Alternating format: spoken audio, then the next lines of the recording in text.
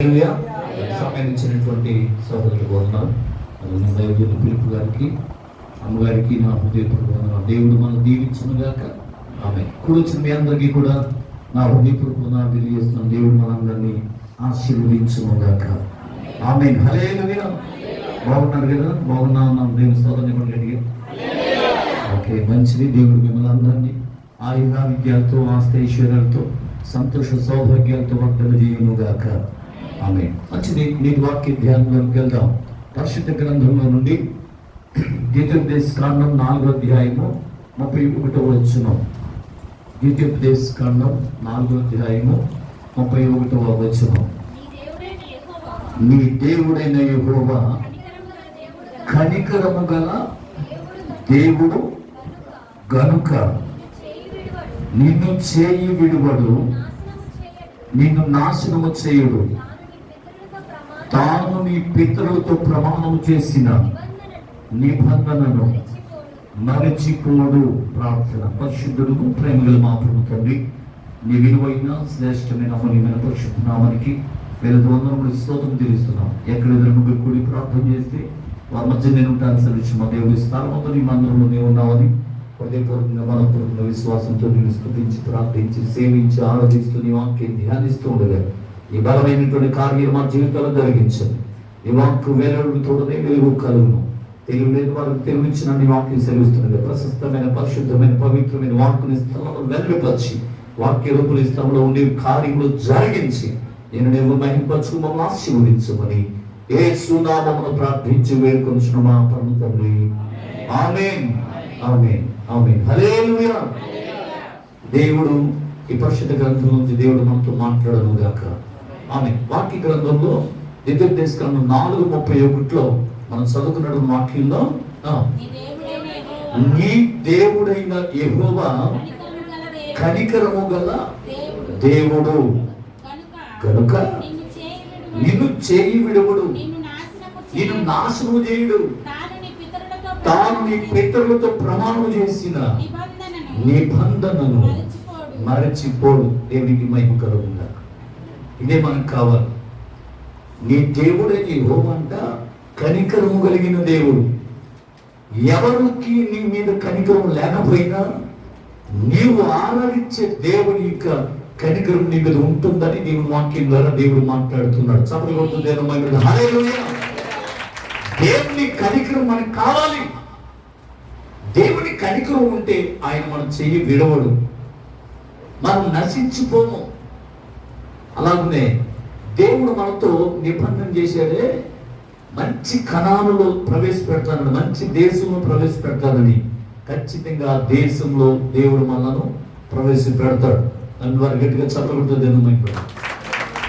మనం చెయ్యి విడవనన్నాడు, మనం నశించిపోమన్నాడు. కాబట్టి మనం నశించుకోవడం ఎంత మాత్రం ఆయనకి ఇష్టం లేదు. అందుకని దేవుడు లోకమును ఎంతో ప్రేమించును కాగా తన ప్రీతి కుమారునిగా పుట్టిన వాని యందు నశింపక విశ్వాసం చూవాడు నశింపక నిత్య జీవం పొందినట్లుగా ఆయనను అనుగ్రహించిన యోహాను 3:16లో వ్రాయబడింది. మంచిది. మేము నశించిపోవచ్చున్నానికి చింత లేదా అంటే అల్ప విశ్వాసాలు నేను మీతో ఎంతకాలం ఉంటాను అని చెప్పి గాలిని తుఫాన్ని గద్దించిన వెంటనే అవి మిక్కిలి నిమ్మలమైనవి. వెంటనే వారిని అర్థానికి దేవుడు యేసు ప్రభువు నడిపించాడు. హల్లెలూయా. యేసయ్య గారు కూడా అంటాడు, నేను నశించుతుని అని చెప్పి అపవిత్రమైన పెద్దవాళ్ళ వారి మధ్య నేను నివాసం చేస్తున్నానని చెప్తే నశించిపోయే యేసయ్యని దేవుడు ఆయన సేవకి పిలుచుకున్నాడు. ఏమంటే 4 సువార్తల గ్రంథం ఏదైనా ఉంది పాత నిబంధన గ్రంథంలో అంటే యేసయ్య గ్రంథం. దేవుని స్వారూప్యాన్ని చూసి అద్భుత రీతిలో ప్రవచించి ఆ గ్రంథాన్ని మన ముందు ఉంచాడే యేసయ్య గారు. దేవుడు అతను నశించుకోవడం ఇష్టం లేక అతను దేవుని సేవకి ఎన్నుకున్నాడు. ఆయన చెయ్యి విడువడు, నశింపు చేయనివ్వడు. ఖచ్చితంగా ఆయన రాజ్యంలో ప్రవేశపెడతాడు. మంచిది. అయితే దేవుని కనికరం మనకు కావాలి. ఈరోజు మనం మాట్లాడుకునే మాట, దేవుని కనికరం మన మీద ఉండాలి.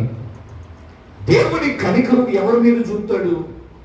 పరిశుద్ధ గ్రంథంలో పేతురు తిమోతిలకు రాసిన 1వ అధ్యాయము 2వ వచనం ఒకసారి చదువుదాం. పేతురు రాసిన తిమోతిలకు రాసిన పత్రిక 1వ అధ్యాయం 2వ వచనం. మొదటి తిమోతి మొదటి తిమోతి 1:2 వచనాలు. విశ్వాసమును బట్టి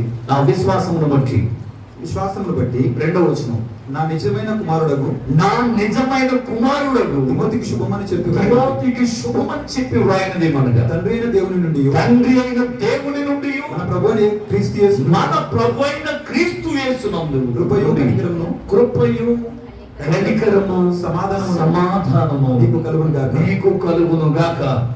హల్లెలూయా. ఇక్కడ కూడా భక్తుడైనటువంటి పౌలు గారు తిమోతికి లేఖ రాస్తూ చెప్తున్నాడు, దేవుని నుండి ఏంటంటే కనికరము కృప సమాధానం కలుగును గాక అన్నాడు. ఎవరి దగ్గర నుంచి? దేవుని దగ్గర నుంచి. మనం ఇందాక చదువుకున్న వాక్యంలో దేవుని కనికరం ఉంటే వారిని చేయి విడువడు, నశింపు చేయనివుడు, ఖచ్చితంగా ఆ మంచి దేశంలో ప్రవేశపెట్టాలని మనం చెప్పుకున్నాం. అయితే ఈరోజు ఆశతో దేవుని కనికరం కావాలని ఎదురు చూస్తున్నారు కదా. దేవుడు ఖచ్చితంగా మీకు దేవుని కనికరం అనుగ్రహించును గాక. హల్లెలూయా. సరే, పాయింట్ నెంబర్ 1, పరిశుద్ధ గ్రంథంలో నుండి మత్తయి సువార్త 14వ అధ్యాయం 14వ వచనం చదవండి ఒకసారి. మత్తయి సువార్త 14వ అధ్యాయము 14వ వచనం. ఆయన వచ్చి ఆ గొప్ప సమూహమును చూచి వారి మీద కనికరపడి వారిలో రోగులైన వారిని స్వస్థపరిచెను. దేవునికి మహిమ కలుగును. హల్లెలూయా. దేవుని కనికరం మన మీదకి వస్తే ఏం జరుగుతుందో తెలుసా? పాయింట్ నెంబర్ 1, ఇక్కడ స్వస్థపరిచాడు. ఎందుకనంటే అనేక మంది రోగులు అక్కడ పడి ఉండడం చూసి ఆయన కనికరం వారి మీదకి వెళ్ళింది. మనం హాస్పిటల్కి వెళ్తే రోగుల మీద డాక్టర్లు ఏమాత్రం కనికరం చూపుతారంటారా? అక్కడ ఉన్నటువంటి నర్సులు, అక్కడ ఉన్నటువంటి వర్క్ చేసే వాళ్ళు ఉంటారు కదా, వాళ్ళ మన మీద కనికరం చూపుతారా? చెప్పలే, వేయలేమ్మా అంటారు. ఎన్నిసార్లు తీసుకుంటున్నారో బ్లడ్ పరీక్షకి, అవునా? ఈ ప్లేట్లెట్స్ పడిపోవడం, పొద్దున్న మధ్యాహ్నం సాయంత్రం కూడా ఏం చేస్తున్నారు? తోడేస్తున్నారు. దేవుని స్తోత్రం. అసలు ఏ మాత్రం కూడా కనికరం లేదు వాళ్ళకి. పడేయడం, పొడి చేయడం, లాగేయడం. హల్లెలూయా. ఇప్పుడు మనం కంగారు పడతాం, అయ్యో మా అబ్బాయి లేకపోతే మా అమ్మాయి లేకపోతే మా నాన్న మా అమ్మ అని చెప్పి మనం కంగారు పడతాం, భయపడతాం, టెన్షన్ పడిపోతాం. వాళ్ళకేమైనా టెన్షన్ ఉండదా? చెప్పాలి. ఏంటి కాంపౌండర్ ఎల్ఈజీలో బయటికి అసలు లోపల ఎవరు ఉంటే పోలే అంటే దేవునికి స్తోత్రం. వాళ్ళకి కనికరమే లేకుండా పొడుసు పడేస్తూ ఉంటారు, కట్ చేసేస్తారు, ఏమంటే కుళ్ళు తీసి పడేస్తూ ఉంటారు. దేవునికి స్తోత్రం చెప్పండి.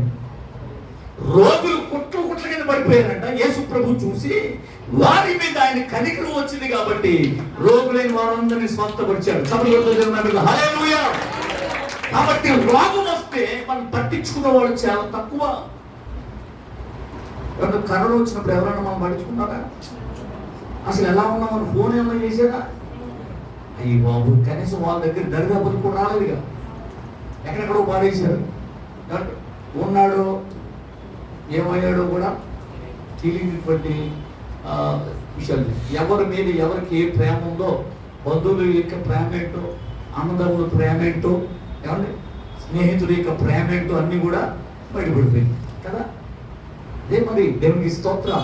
రోగం వచ్చాక అసలు బంధువులు ఎవరో తెలిసిందని చెప్పారు చాలా మంది సాక్ష్యాలు. దేవునికి మహిమ కలుగును గాక.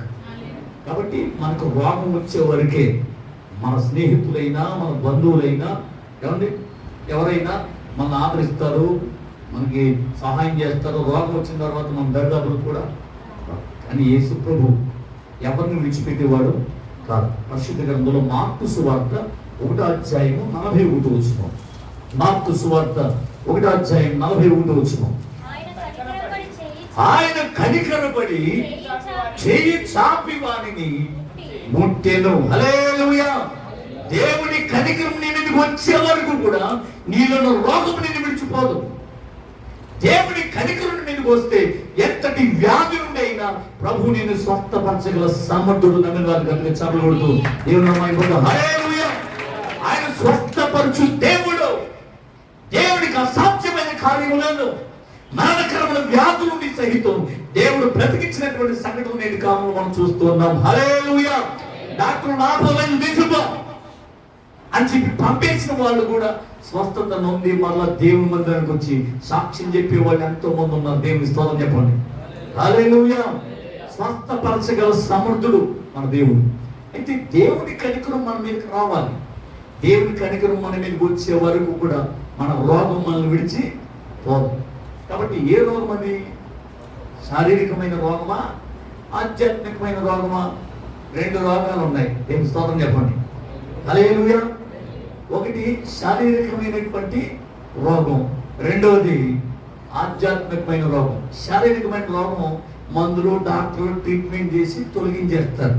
కానీ ఆధ్యాత్మికమైన రోగం తొలగించే వాళ్ళు ఎవరు? దేవుని స్తోత్రం. హల్లెలూయా, హల్లెలూయా. కాబట్టి నీ ఆధ్యాత్మికమైన రోగాన్ని తొలగించాలి అంటే యేసు ప్రభు కార్చిన రక్తం ద్వారానే నీకు స్వస్థత కలుగుతుంది. సభలుతుందో హల్లెలూయా, హల్లెలూయా. కాబట్టి మనం బాగా గమనించాలి. ఎందుకు స్వస్థత పొందలేకపోతున్నాం? కారణం ఏంటి? ఎంత ట్రీట్మెంట్ జరుగుతున్నా, చాలా మంది ఎంత ట్రీట్మెంట్ జరుగుతున్నా, ఎన్ని గొప్ప గొప్ప హాస్పిటల్కి వెళుతున్నా, తీసుకువెళ్తున్నా, వాళ్ళ రోగం వాళ్ళు విడిచిపోవట్లేదు. కుదరని రోగం నన్నావరించగా స్వస్థతైతివి, నా విడుదలైతివి, రేపేది జరుగునని భీతి చెందగా అభయమైతివి, నా నిరీక్షణైతివి. కంటి పాపల నన్ను కాపాడితివి, కారణం నీవే, నే పాడే ప్రతి పాటకు కారణం నీవే, నే పాడే ప్రతి పాటకు. యేసయ్యా, యేసయ్యా నీకే వందనము, యేసయ్యా, యేసయ్యా నీకే స్తోత్రము. మంచి దేవుడు నీవు, విమోచకుడవు, చాలిన దేవుడవు, సాటి లేని దేవుడు, ప్రేమించు దేవుడు, మాట్లాడే దేవుడవు. మంచి దేవుడు నీవు, విమోచకుడవు, చాలిన దేవుడవు, సాటి లేని దేవుడు, ప్రేమించు దేవుడు, మాట్లాడే దేవుడవు. నిజమగు దేవుడవు, నన్నెరిగిన వాడవు, నమ్మదగిన వాడవు నా యేసయ్యా. నిజమగు దేవుడవు, నన్నెరిగిన వాడవు, నమ్మదగిన వాడవు నా యేసయ్యా. యేసయ్యా, యేసయ్యా నీకే వందనము, యేసయ్యా, యేసయ్యా నీకే స్తోత్రము. హల్లెలూయా, హల్లెలూయా. కాబట్టి యేసు ప్రభు వారి కనికరం వారి మీదకి వస్తే వాళ్ళను రోగము అక్షములో విడిచిపోతుంది. చపలగొడుతుంది. హల్లెలూయా. యేసయ్య కనికరం మన మీదకి వచ్చే వరకు మన రోగం మనల్ని విడిచిపోదు అనేటువంటి విషయాన్ని మనం గమనించాలి. అందుకనే ప్రభువా నన్ను కరుణించని ఎంతమంది భక్తులు ప్రాధేయపడ్డారు, ఏడ్చారు, కన్నీళ్లు వచ్చారు. ఇద్దరు గుడ్డు వాళ్ళు త్రోవ పక్కన కూర్చుని, ఏమండి, దావీదు కుమారుడా మమ్మలను కరుణించు అని వాళ్ళు వేడుకున్నారు. పరిశుద్ధ గ్రంథంలో వచ్చి మత్తయి సువార్త 20వ అధ్యాయము చూద్దాం. పరిశుద్ధ గ్రంథంలో నుండి మత్తయి సువార్త చూద్దాం. మత్తయి సువార్త 20వ అధ్యాయం 34వ వచనం. మత్తయి సువార్త 20వ అధ్యాయం 34వ వచనం. కాబట్టి యేసు కనికరపడి వారి కన్నులు ముట్టెను. హల్లెలూయా. అదేంటండి? త్రోవ పక్కన కూర్చున్న ఇద్దరు గుడ్డోళ్ళు. ఆ ప్రాంతం గుండా అలికిడి చప్పుడు వినపడుతుంటే ఏంటి జనసమూహం ఏంటి అడుగుతున్నారు. అడిగితే ఒక గొప్ప మహానుభావుడు వస్తున్నాడని చెప్పారు. దేవుని స్తోత్రం చెప్పండి. యేసు వస్తున్నాడని చెప్పారు. ఆయన అద్భుతాలు, ఆశ్చర్యకార్యాలు, మహత్కార్యాలు చేస్తున్నాడని ఆ చెవిని ఈ చెవిని విన్నారు. ఆ విన్న ఆ మాటలు బట్టి వారికి ఒక విశ్వాసం వచ్చింది. దేవుని స్తోత్రం. హల్లెలూయా. కాగా వినుట వలన విశ్వాసం కలుగుద్ది. దేవునికి మహిమ కలుగుతుంది కనుక విశ్వాసం లేకుండా దేవునికి ఇష్టడేంట అసాధ్యం. హల్లెలూయా. అమ్మా, నీ విశ్వాసం గొప్పది, నీవు కోరినట్లే జరుగునుగాక అన్నాడు. నీ విశ్వాసమే నిన్ను స్వస్థపరచడానికి యేసు ప్రభు చెప్పాడు రక్తస్రావం గల స్త్రీతో. కాబట్టి వీళ్ళలోకి ఏమొచ్చిందంట? విశ్వాసం వచ్చింది. దేవుని వాక్యం వింటున్నారు కానీ వారిలో విశ్వాసం రావట్లేదు. అందుకుని వారిలో రోగం వల్ల విడిచిపోవట్లేదు. అందుకుని ఆత్మీయమైన రోగం కూడా వాళ్ళు విడిచిపోవట్లేదని ప్రభు వాక్య ప్రకారం మీకు తెలియజేస్తున్నాం. దేవునికి స్తోత్రం. వింటున్న నీవు దేవుని వాక్యాన్ని విని విశ్వాసాన్ని పెంపొందించుకున్నట్లయితే దేవుని కనికరుని మీదకు ధారాళంగా దిగుతుంది. సమయంలో హల్లెలూయా, హల్లెలూయా. మీరు విన్నారు, విశ్వాసం కలిగింది, వ్యక్తిని వారు నోరు మాట్లాడుతుంది. ఏమని? దావీదు కుమారుడా మమ్మల్ని ఖండించమని వేడుకున్నారు. హల్లెలూయా, హల్లెలూయా. ఏమంటే ఏదైనా తెలిస్తే చెప్పాలి, తెలియపోతే ఇలాంటి మాటలు మాట్లాడకూడదు.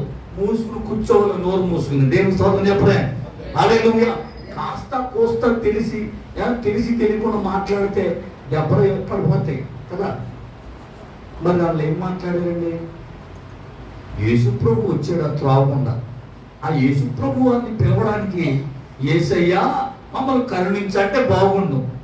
కొద్దిగా ఎక్స్ట్రాగా మాట్లాడతాం కదా మనం. దేవుని స్తోత్రం చెప్పలే. హల్లెలూయా. ఈ గుడ్డివారు ఏమని మాట్లాడుతారు తెలుసా? యేసు ప్రభు మమ్మల్ని కరుణించమనే అనే బదులుగా ఏమన్నారు? దావీదు కుమారుడు అన్నారు. అక్కడ ఉన్న తగ్గుతుంది తండ్రిరా. ఎందుకని? రైట్, ఇంకోసారి మాట్లాడే మాట మరి దక్కదు. ఎందుకని? యేసు యోసేపు కుమారుడు.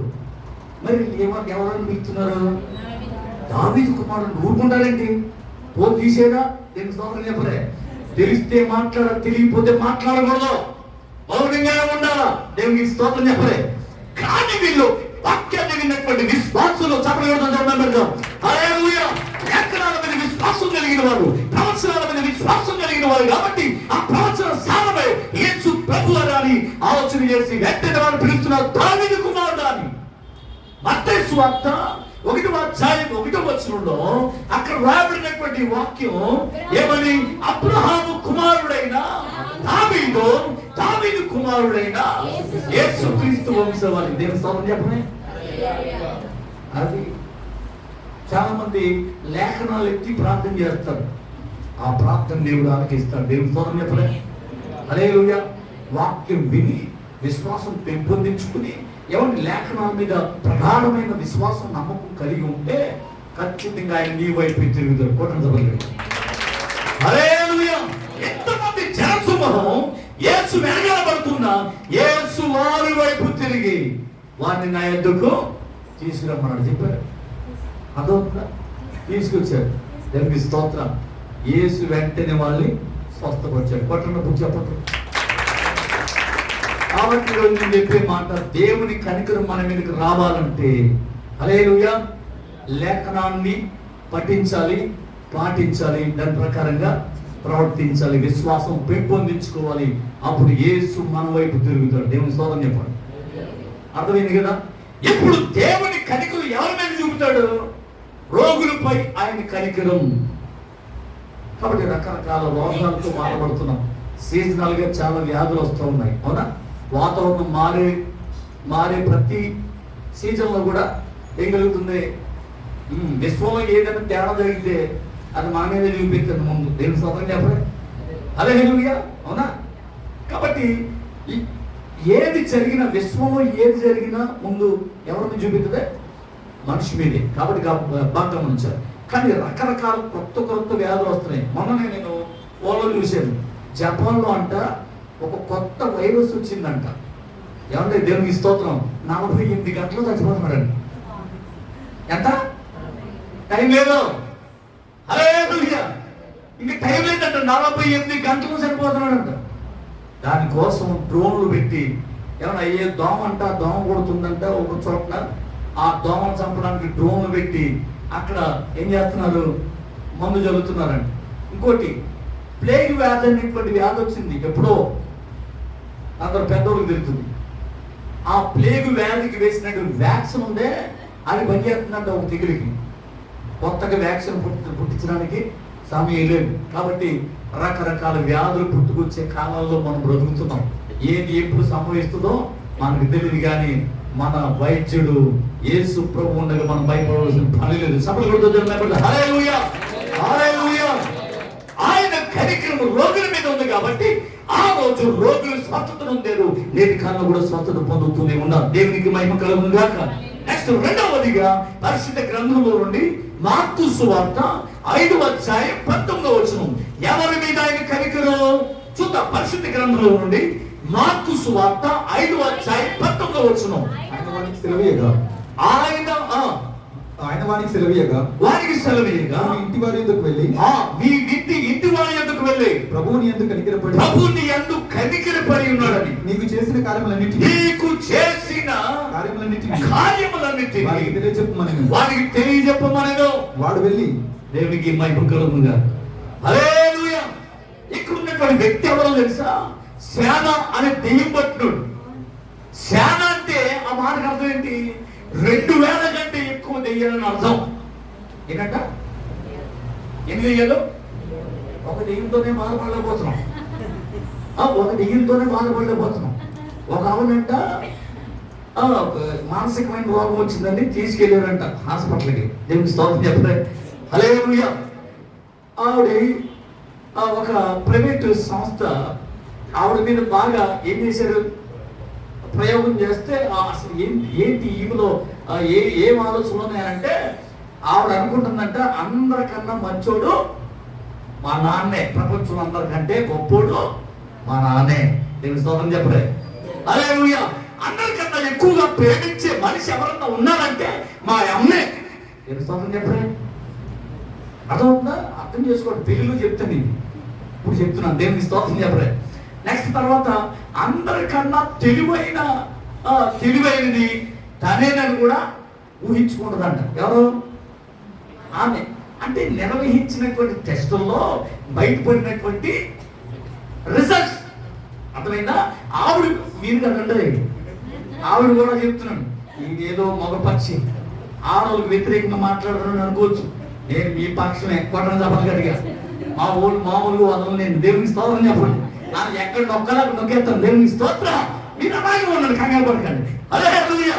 నెక్స్ట్ అంట ఇంకోటంట, అందరికన్నా ఎక్కువగా కష్టాలు పడేవాడు తన తమ్ముడేనంట.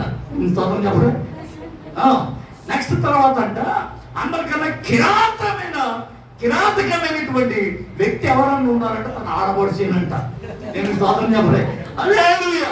నెక్స్ట్ తర్వాత అందరికంటే అందమైన వాడు తన కొడుకేనంట. కొట్టం సభలు గడిగారు. హల్లెలూయా. కొట్టండి, వాళ్ళ కొడుకే.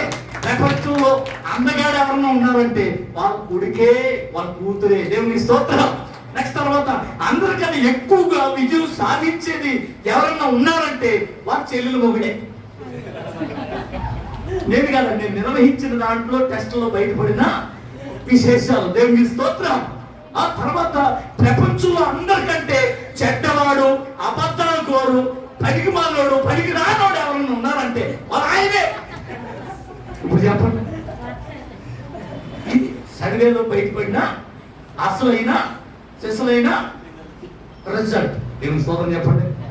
అంటే ఇప్పుడు వీళ్ళు ఏమన్నట్టు ఏదో ఉంది, అదే నడిపిస్తుంది. దేవుని స్తోత్రం చెప్పలే. అదే సరే మంచిది. చాలా దెయ్యం పట్టినాడు. వాడు కుదురుగా ఉండడు, ఇంకొకటి కుదురుగా ఉండనివ్వడు. వాడు తినేవాడిని తిన్నవాడు, వాడు తాగేవాడిని తాగినవాడు, వాడు కుదురుగా మందులు కూర్చునేవాడిని కూర్చొనేవాడు, వాక్యం వినేవాడిని విన్నవాడు. దేవుని స్తోత్రం చెప్పలే. అది కూడా కొరింథీయులకు రాసిన పత్రిక మొదటి కొరింథీ 15:35లో ఎవరి దుష్ట సాంగత్యం మంచి నడవడిని చేరుకోదాం. హల్లెలూయా. వీడు ఎక్కడ ఉన్నాడయ్యా అంటే సమాధిలో ఉన్నాడంటే వాడు ఏం చేస్తున్నాడు? వాడు గాయపరుచుకుంటున్నాడంట. అర్థమైందా? సమాధుల్లో ఉంటున్నాడంట. వాడు రాత్రులు అరుస్తున్నాడంట. వాడిని సైకిల్తో బంధిస్తున్నా ఆ సైకిల్ ఏం చేస్తున్నాడు? తెచ్చి వేస్తున్నాడు. రక్తాలు కారిపోతున్నాయి. వాడు మాట్లాడుతుండే ఎవరి 2000 మంది మాట్లాడినట్లుగా ఉంది వాడు స్వరం. దేవుని స్తోత్రం. హల్లెలూయా. వాడి పేరు చెప్తే ఊరంతా హడలు పారిపోతున్నారు అందరూ. దేవుని స్తోత్రం చెప్పలే. ఇప్పుడు వీడిని అదుపు చేసేవాడు లేడు. అడ్డు ఆపు లేని గురం అడుగులట్టు తిరిగినట్టు ఎవరు చెప్తే వింటాడు? సేవకుడు చెప్పినా వింటలే, తల్లిదండ్రులు చెప్పినా వినట్లే, బంధుమిత్రులు చెప్పినా వినట్లే, పెద్దలు చెప్పినా వినట్లే, స్టేషన్లో పాడేసిన వాళ్ళు కుమ్మేసినా వినట్లే. మళ్ళీ ఆడ బుద్ధి అంతలే. మళ్ళీ మామూలే, దేవుని స్తోత్రం చెప్పలే. హల్లెలూయా. అంటే వాళ్ళు ఏమున్నట్టు? దెయ్యాలు ఉన్నాయి. దేవునికి స్తోత్రం. మనం తిన్నంగా మాట్లాడతాం, మనకు వ్యతిరేకంగా మాట్లాడతాడు. అంటే వాళ్ళు ఏమున్నట్టు? దెయ్యాలు ఉన్నట్టు. దేవునికి స్తోత్రం చెప్పలే. ఎవరు యోగు భార్యలోకి దెయ్యం ఎవరు ప్రవేశించాడు? సాతాను గారు ప్రవేశించాడు. ఏమంది? యథార్థతలు వదలవు, ఇంకా దేవుడు దేవుడు అంటావండి. ఆ దేవుడు దూషించి నువ్వు కూడా చచ్చిపోంది. ప్రపంచంలో ఏ భార్య అయినా తన భర్తని చచ్చిపోమని చెప్పుద్దా? చెప్పింది అనంటే ఆమె ఎవరున్నట్లు యాడ్ చేసుకున్నాం. దేవుని స్తోత్రం చెప్పాలి. హల్లెలూయా. కాబట్టి ప్రియులారా, ఎవరు సంసోను దగ్గరికి ఎవరు వచ్చారు? ఢిల్లీలో వచ్చాడు. వీరుడు సూర్యుడు మొత్తం ఏం చేసింది? ఎప్పుడే గొరిగేసింది, గుండు గీసేసింది. ఎవరు? ఢిల్లీలో గుండు గీసేదాకా ఢిల్లీలోది. బ్యాంక్ బ్యాలెన్స్ అయిపోయింది, జేబులో డబ్బులు అయిపోయింది, బేకార్ అయిపోయి రోడ్ల మీద తిరుగుతున్నాడు. ఒరే ఆ దెయ్యం శాస్త్రం నుంచి బయటికి పడు, అలవాట్ల నుంచి బయటికి రమ్మానంటే వస్తలేదు. ఉపవాస ప్రార్థనలు చేస్తాం. దేవుని స్తోత్రం చెప్పలే. ఎందుకు ఉపవాస ప్రార్థనలు? ఇలాంటివి ఉపవాస ప్రార్థన వల్లే కానీ మరి దేని వల్ల? దేవుని స్తోత్రం చెప్పలే. కొట్టానే చెప్పాలి గట్టిగా. హల్లెలూయా. మన ప్రార్థనకి జవాబు రావట్లేదంటే మనం ఉపవాసం ఉండి కన్నీళ్ళు కాచి ప్రార్థన చేస్తే జవాబు ఇస్తాడు. కొట్టని చెప్పలు గట్టిగా. హల్లెలూయా. అయిపోయి ఇప్పుడు ఏం పట్టుకున్నట్టు దెయ్యాలు? ఎవరు పట్టుకున్నట్టు? దేవుని స్తోత్రం చెప్పలే. యోబు ఇంట్లోకి ఎలా ఎంటర్ అయిందో తెలుసా? ముందు పొలంలో ఎంటర్ అయింది. వాడు పండిన పంట పట్టుకుపోయాడు. అవునా?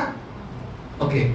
పొలంలోంచి మళ్ళా తర్వాత తన మేపుకునే మంద, ఓరే పొలంలో ఉన్నటువంటి ఆ రాబడి పోయిందిలే, ఈ సంవత్సరం పోయిందిలే, మళ్ళా సంవత్సరం అవుతా అనుకుంటే ఇంకా నాకు మంద ఉంది కదా, గొర్రె మేక మందులు ఉన్నాయి కదా అని ఆనందపడుతుండే. ఆ గొర్రె మేక మందులు కూడా తోలిపోయాయి. చూసారా?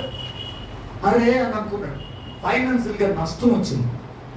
అప్పుడే అర్థం చేసుకుని ఈ సాతాను గడిపానని అర్థం కాలేదు, మనకు అర్థం కాలేదు. దీనికి స్తోత్రం చెప్పలే. ఎప్పుడు తెలుస్తుంది అంటే అసలు పాయింట్ ఇంట్లో వస్తాను కానీ దిగేయాలని తెలియదు. దీనికి స్తోత్రం చెప్పలే. తర్వాత ఎక్కడికి వచ్చింది? తన ఒంట్లో అదే వాళ్ళ పిల్లలంట విందు చేసుకుంటున్నారంట. ఎక్కడ? అక్కలో చెల్లెళ్ళు ఏం పెట్టుకున్నారంట? పెద్ద పార్టీ పెట్టుకున్నారంట. దీనికి స్తోత్రం చెప్పలే. ఏ పార్టీ? మందు పార్టీయో మామూలు పార్టీయో? దీనికి స్తోత్రం చెప్పలే. హల్లెలూయా. మంచి పార్టీకి వస్తారండి, చెప్పండి, వస్తారా? దీనికి స్తోత్రం చెప్పలే. ఏముందనంటే మామూలు భోజనం అని అంటున్నారు. దేవుని స్తోత్రం చెప్పలేదు. ఇప్పుడు ఏట మాంసం, గోడు మాంసం, కుక్క మాంసం, నక్క మాంసం, ఎలక మాంసం అన్ని మాసాలు పెడితే అప్పుడు వెళ్తారు. ఇంకో బాటిల్ అక్కడ పెడితే అప్పుడు వస్తారంట. దేవుని స్తోత్రం చెప్పలేదు. అలాంటి పార్టీ ఏం పెట్టుకున్నారో మొత్తం మీద వెళ్ళారు. వీళ్ళందరూ వెళ్ళేటప్పటికి 4 దిశలో వచ్చిందంట. ఏంటి? సుడిగాలి వచ్చి ఆ పిల్లలు, యోబు గారి పిల్లలందరూ కలిసి అక్కడ విందు చేస్తుండగా వాళ్ళు ఏం చేసింది? అది ఆ ఇల్లు పడగొట్టి వాళ్ళని సాతాను మనం నాశనం చేయాలని, మోసం చేయాలని, ఎవరి కష్టాలు ఊపిలో నెట్టివేయాలని, మనకు వచ్చే రాబడి రాకుండా చేయాలని, దేవుని స్తోత్ర శోధన వలయంలోకి నెట్టివేయాలని వాడి ఉద్దేశం. మన బాగుపడ్డ వాడికి ఏమాత్రం కూడా ఇష్టం కాదు. కాబట్టి సాతాను కబలాస్తాల్లో నేటి జనాంగం పడి కొట్టిమిట్లాడుతున్నటువంటి సంఘటన మనం చూడకపోలేదు, చాలా చూస్తూనే ఉన్నాం. దేవుని స్తోత్రం. హల్లెలూయా. ఏదో రకంగా వాళ్ళని వసూలు చేసుకుంటాడు సాతాను. ఏమండి? ఇప్పుడు ఆ పిల్లలు చంపేసింది. ఇంక ఈవిడికి మామూలుగా ఆ పిల్లలు చనిపోయినా సరే దేవుని మొదలకి ఎవరో అదే మనం అయితే పొలం ఇద్దరు చచ్చిపోయారు. ఆ పొలంలో తేడా వచ్చింది, ఆ పశువులు కూడా తేడా వచ్చి కాలిపోతున్నాయి. ఆ తర్వాత ఏమోనండి ఈ ప్రాణ నష్టం జరిగింది. మొత్తం మీద ఏదో ఉందో లేకపోతే నాకు ఏది కలిసి రాలేదో అని దండం పెట్టి వెళ్ళిపోతున్న అవుతాను. కానీ యోబు గారు మాత్రం దేవుని విడిచిపెట్టలేదు. కొట్టని చెప్పగలిగారు. హల్లెలూయా. ఎందుకు ఇలా జరిగిందని యేసయ్యను అడిగే అర్హత నీకు లేనే లేదని సహించి స్తుతించే కృప నీకుంటే చాలునులే. హల్లెలూయా. యోబు పిల్లలంట వాళ్ళు ఒకవేళ తప్పు చేశారేమో, వాళ్ళు దేవుడికి వ్యతిరేకంగా ప్రవర్తిస్తున్నారేమో అని ప్రతిరోజు వాళ్ళ కోసం బలర్పించేవాడంటండి. అంటే వాళ్ళు ఎలా ఉన్నారు? ఇప్పుడు సాతాను సంబంధులు అయిపోయారు, సాతాను మోసంలో ఉన్నారు. దేవునికి స్తోత్రం. పొట్టు తీసేసాడు దేవుడు. బాగా గమనించారు. ఇప్పుడు ఎవరిలోనికి వచ్చిందంట? ఇంట్లోకి వచ్చేసింది, తనలోనికి వచ్చేసిందంట. రాచపుట్టు పుట్టించింది. దేవునికి స్తోత్రం. చల్ల పెంకులు గోరుకుంటూ స్తోత్రం హల్లెలూయా అంటున్నాడు. దేవుని స్తోత్రం చెప్పరా? హల్లెలూయా. ఇప్పుడు మనకి ఏదైనా రోగం అంతా మనం తెచ్చుకొస్తామా? చెప్పాలి. జ్వరం వస్తే తెచ్చుకొస్తామా? ఎవరు వెళ్ళాలి? దేవునికి స్తోత్రం చెప్పండి. ఒంట్లో బాగోలేదు, అందుకనే ప్రార్థన రాలేదండి. ఒంట్లో బాగుపోయిన ప్రార్థనకు వచ్చేది చూసారా? దేవుడు మిమ్మల్ని బలపరుస్తాడు, ఆశీర్వదిస్తాడు. సమయంతో హల్లెలూయా. ఇప్పుడు చూడండి, అతనికి మరణకరమైన పుండు పుట్టించిన చెల్ల పెంకులతో గోక్కుంటున్నా ఏమన్నాడు? దేవునికి స్తోత్రం. యెహోవా ఇచ్చెను, యెహోవా తీసుకున్నాడు అంటాడండి. ఇంకేమి చెప్తున్నా? ఎవరట్లే ఇది కాదు పని అనుకున్నది. బాబు ఎన్ని టార్చర్ చేసినా, ఎన్ని రకాలుగా నష్టపరిచినా నువ్వు మాత్రం దేవుని వదలట్లేదేంద్రా బాబు అని అనుకుని వాడు ఉండబట్టలేక యోగు భార్యలోకి వెళ్ళాడంట. ఎవడో సాతాను గేడు. చూసారా? ఎవరు చెప్పితే దేవుని వదిలేస్తారో వాళ్ళని టార్గెట్ చేయాలి. దేవుని సోదరు చెప్పాలి. అమ్మను పడగొట్టేసింది ఎవరో? సాతాను. ఇప్పుడు యోగు భార్యని పడగొట్టేయడానికి సిద్ధమైంది. దేవునికి స్తోత్రం చెప్పండి. హల్లెలూయా. నేను మొన్న ఒకసారి చెప్పాను, లేడీస్ కంట రెటీనా పవర్ కొద్దిగా ఎక్కువ ఉంటుందంట అని చెప్పి. దేవుని స్తోత్రం చెప్పలే. అది ఎప్పుడు మీరు ఏ చెప్తున్నారు నా మీదే అని అనుకుంటున్నారు వాళ్ళు. ఆ చూస్తుంటే నాకు తోటలాగా ఉన్న వాళ్ళు సూపులు. దేవుని స్తోత్రం చెప్పలే. హల్లెలూయా. ఇప్పుడు బలహీనమైన ఘటన కాబట్టి ఆమెను ఆశ్రయం చేసుకున్నాడు. ఎవరో? అప్పటికే యోబు గారిని ఓడేసింది, వదిలేసింది. ఇప్పుడు ఎవరున్నారంటే లాస్ట్ అది. దేవుని స్తోత్రం చెప్పలే. ఇప్పుడు భార్యలోకి ప్రవేశించింది. దేవుడు ఎవడంటావంటే యథార్థతను విడిచిపెట్టవా నువ్వు? ఆ దేవుడు దూషించి నువ్వు కూడా చచ్చిపో. ఏమి స్తోత్రం. పెళ్ళైన కానించి ఎప్పుడు ఇలాంటి మాట ఆమె నోట్లోంచి రాదు. ఇలా మాట్లాడిందంటే ఈమెలోనికి ఎవరు ప్రవేశించారు? సాతాను. అర్థమైందా? అప్పుడు మూర్ఖురాలు వలే అన్నాడు. ఓ ఈ మూర్ఖురాలు అంటే జుట్టు పెట్టి కొట్టేసుకుంది రేపు. దేవుని స్తోత్రం చెప్పలే. ఇప్పుడు ప్రపంచం అలా ఉంది. దేవుని స్తోత్రం చెప్పలే. నేను నీకు ఎట్లా జవాబు చేస్తున్నాను కదా, నువ్వెంత చేస్తున్నావో నేను చేస్తాను. స్టాండ్ అంటే స్టాండ్, సిట్ అంటే సిట్టు అంటున్నారు. దేవుని స్తోత్రం. ఏ చిన్ని మహిళా లోకం అని చేయడానికి లేదు. దేవుని స్తోత్రం. ఇప్పుడు కొత్తగా పెళ్లి చూపులకి వెళ్తే ఒక చోటకి వెళ్తే అక్కడ ఏమన్నారు తెలుసా? మీ అబ్బాయికి వంట వచ్చా అని అడిగారు. ఇప్పుడు చెప్పండి, నేనేం చెప్పాలి సమాధానం? దేవుని స్తోత్రం చెప్పలే. అదేంటండి రివర్స్ లో అడిగారు అంటే అదే ఊరుకుంటే ఏ లోకం ఉన్నా అడిగారు. ఇప్పుడు అందరికి సాఫ్ట్వేర్లు వచ్చి వాళ్ళు వీళ్ళు ఏం చేస్తున్నారు? ఉద్యోగాలు చేస్తున్నారు. ఒక టైంలో ఆవిడ రాకపోయినా ఈయన చెయ్యాలి, ఈవిడ రాకపోయినా ఆయన చెయ్యాలి. దేవుని స్తోత్రం. కామన్ అయిపోయిందమ్మా. ఆ బాగా నేర్చుకున్న కుర్రోళ్ళు బాగా తోవేయండి, బాగా కోసేయండి, కడిగండి, పెట్టేయండి దాకా. దేవుని స్తోత్రం. హల్లెలూయా. రుచికరమైన వంటలు వండితే కనుక రోజు మీరే వండాలి. వంటలు చెప్పు కనుక. హల్లెలూయా. ఏదో తేడా చేస్తేనే కానీ నీకు బాబు నీకు దండం తర్వాత ఉంది కదా పక్కన చెప్తారు. దేవుని స్తోత్రం. నేను మీకు క్లూ ఇచ్చాను. దేవుని స్తోత్రం. నేర్చుకోండి. హల్లెలూయా. కాబట్టి ఇక నువ్వే ఉంటావా? నీకంటే బాగా నేను చూసుకో అని రెచ్చిపోయారా? మీకు అయిపోయింది. దేవుని స్తోత్రం. హల్లెలూయా. ప్రియులను గమనించారు. ఇప్పుడు భార్యలోనికి సాతాను వెళ్ళింది కాబట్టి ఈ యోబుని ఏమంది? చచ్చిపోమంది. వెంటనే ఆయన ఏమన్నాడు తెలుసా? మూర్ఖురాలు వల్ల మాట్లాడుతున్నావు, నీవు ఆమెను కాదు, నీలో ఉన్నది సాతాను కాబట్టి బొమ్మని ఆజ్ఞాపించారు. కొట్టగలిగా. హల్లెలూయా. ఇంకా బాబు ఈ లాభం లేదు అనుకున్నాడు. ఎవడండి? సాతాను. ఇంట్లో పెట్టినా పొలంలో పెట్టినా ఏమన్నా భార్య భర్తలో ప్రవేశించిన వీళ్ళ మాత్రం దేవుని మాత్రం వదలట్లేదు రా బాబు. ఈయనంత భక్తి రా బాబు, ఈయనంత యథార్థత రా బాబు. దేవుని మాత్రం విడిచిపెట్టట్లేదు. వీళ్ళకు నమస్కారం అని చెప్పి వదిలేసి వెళ్ళిపోయి వాడంత మొదలడిగారు. హల్లెలూయా. అప్పుడు అతని చుట్టూ కంచి వేసి అతను కలిగిన యావదాస్తిని దేవుడు ఆశీర్వదించాడు. హల్లెలూయా. ఫస్ట్ అధ్యాయంలో 3,000 ఉంటే లాస్ట్ అధ్యాయంలో 6,000, ఫస్ట్ అధ్యాయంలో 7,000 ఉంటే 42వ అధ్యాయంలో 14,000. చూసారా? దేవునికి స్తోత్రం. హల్లెలూయా. 6,000, 12,000 డబల్ ఆశీర్వాదం ఇచ్చాడు దేవుడు. కొట్టడం చెప్పగలిగా. చూసారా? బంధకాల్లో పడి నిరీక్షణ గల వాళ్ళ తిరిగి మీ కోట్లో మన ప్రవేశించుడు వేటత్తులు గల మేలు నేను మీకు చేస్తానన్నాడు. హల్లెలూయా. కష్టమైన, కన్నీరైన, నిందులైన, బాధలైన, శ్రమైన, ఇబ్బందులైన సాతాను వల్ల విడిచిపోయే వరకు దేవుని మీద భక్తి విడిచిపెట్టడంతో చదువుతుంది. హల్లెలూయా. మారిపోవాలి కానీ ఏమాత్రం వాడికి లొంగకూడదు. అర్థమైంది కదా? ఇప్పుడు కెరాసేన్ దేశంలో దెయ్యం పట్టినాడు ఉన్నాడు. యేసు ఆ ప్రాంతానికి వెళ్ళాడంటాడు. వాడు వెంటనే వాడు ఎవరికి ఎదురుపడ్డాడంట? యేసుకి ఎదురుపడ్డాడు. దేవుని స్తోత్రం చెప్పలే. దెయ్యాలు పట్టిన వాళ్ళు వస్తే మనం ఏం చేస్తాం? పారిపోతాం.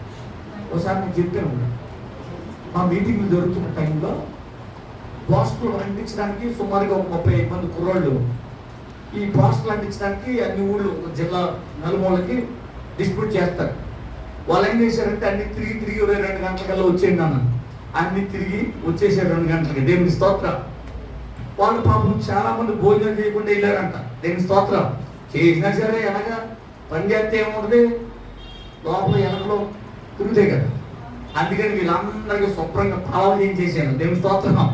చేసి శుభ్రంగా ఆ చర్చి పైకి వెళ్ళిపోయి శుభ్రంగా తింటున్నామండి 2 గంటలకి.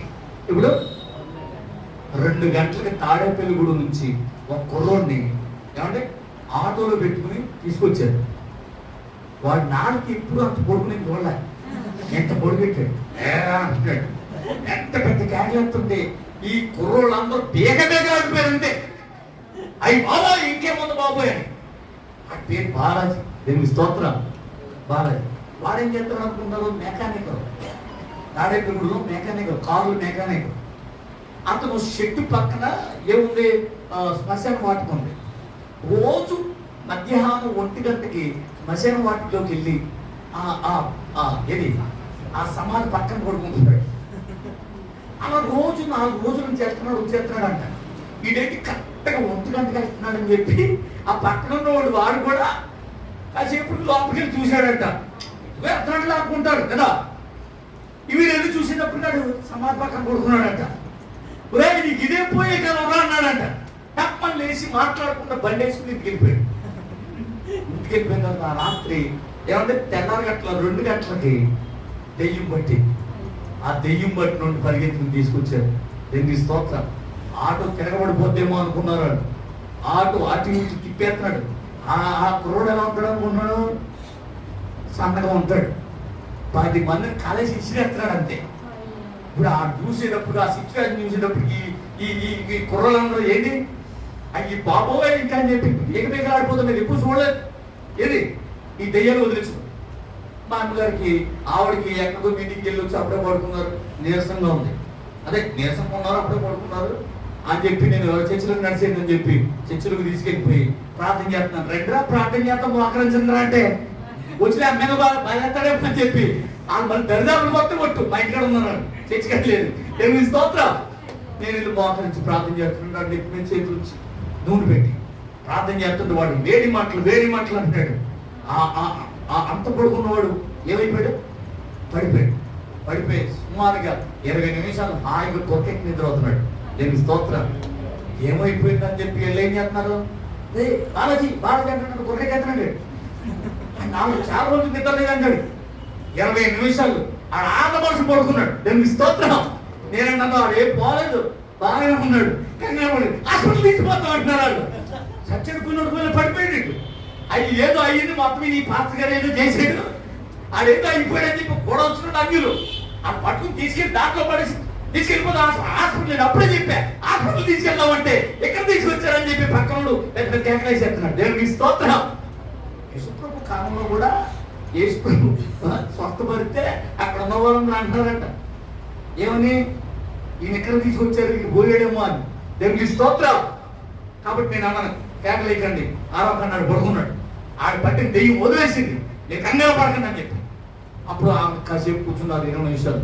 వాడు లేచి, అన్నయ్య నేను ఇక్కడ ఉన్నానండి, అన్నయ్య అక్కడ ఉన్న వాళ్ళందరూ నేను ఇక్కడ ఉన్నాను, ఎలా తీసుకొచ్చారు అని అడుగుతున్నాడు. అంటే ఇప్పుడు దాకా ఆడలో ఏమన్నట్టు దెయ్యం వదిలేసిన తర్వాత బాగేయడు, ఇప్పుడు బాగున్నాడు, చక్కగా మంచి మెకానికల్గా ఉన్నాడు, కొట్టని చెప్పలు కడిగాడు.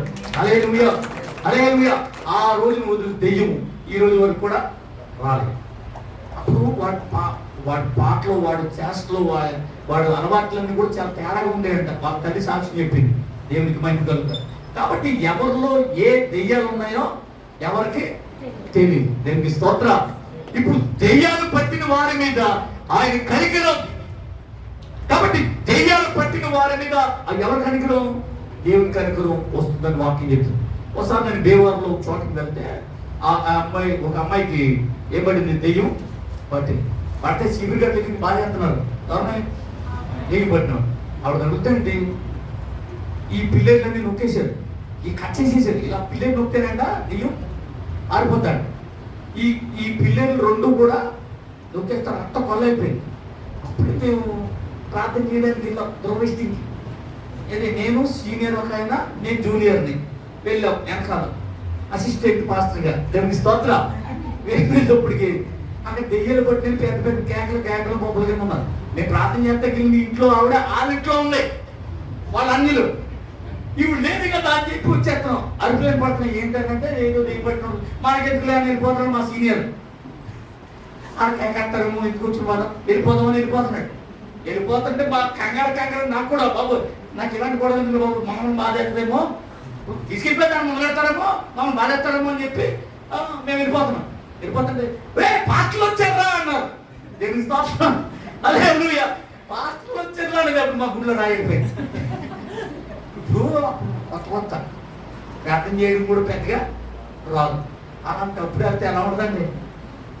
అదేమో పెద్ద రాసినప్పుడు ఏం చేస్తుంది, పెద్ద కేకలు బలుసుగా అని పెద్ద కేకలు చెప్తుంది.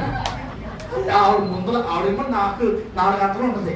ఆవిడ ముందర నిలబడితే ఒక తొక్కిదా తీసుకెళ్ళి ముందర నిలబెట్టారు. అసలు ప్రార్థన చేయండి, మీరు ప్రార్థన చేస్తే దెయ్యాలు పోతాయి కదా అంటున్నాడు. మా సీనియర్ ఉన్నాడు కదా, నేను ఆనందంగా ధైర్యంగా ఆ సీనియర్ అక్కడ దాకా ఇదిగో లేకపోతే దాంట్లో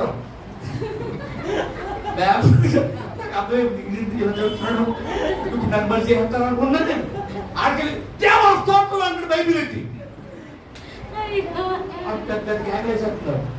నాకు తెలియని ఒక ఒళ్ళు దగ్గర పొడిచి ఇంకా నా నోట్లోకి భాష వచ్చేస్తున్నాను. దేవుడికి సోమని చెప్పలే, ఇంకా భాష వచ్చేస్తున్నాయి. మా నోరు తేడా మాటలు వచ్చేస్తున్నాయి. దేవుడికి స్తోత్రం. తేడా మాటలు అంటే తేడా మాటలు కాదు, భాషలో దేవుడికి స్తోత్రం. తేడా బూతులు అనుకుంటారు, నాకు ఏం రావు. దేవుడికి స్తోత్రం. హల్లెలూయా. ఆ మాటలు నాకే రావట్లే. ఏమవుతుంది? కొత్త మాటలు వచ్చేస్తున్నాయి నాకు.